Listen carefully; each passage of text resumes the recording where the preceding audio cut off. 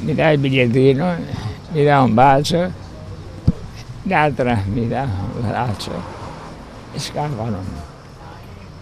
Io non ho sentito niente, però ho fatto così, ho visto il sangue sulle mani e l'orologio non c'era più.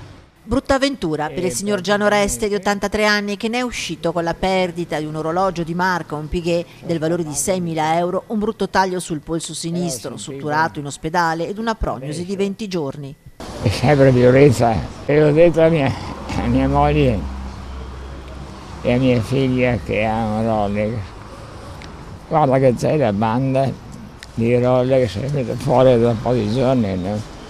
Tutto qua. Ma non avrei mai pensato. Ed invece la vittima della banda è stata proprio lui. Il tutto è accaduto all'esterno del panificio Marini in Viale Trento a Vicenza.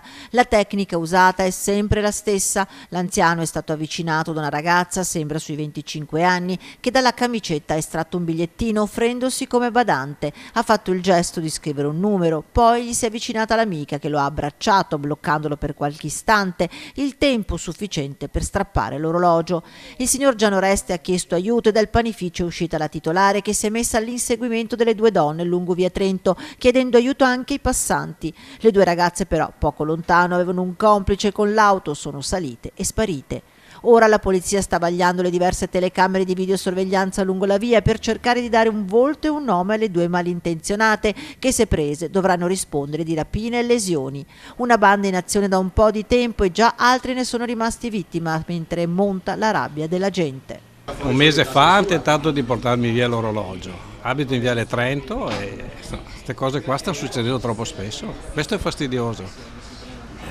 Li prendono, li rilasciano dopo 7 ore, non ha senso. Non è vero che i casi diminuiscono, le denunce non vengono fatte probabilmente. Adesso noi abbiamo lavorato e possiamo prenderci qualcosa di importante come regalo della pensione, non possiamo neanche uscire di strada perché abbiamo paura.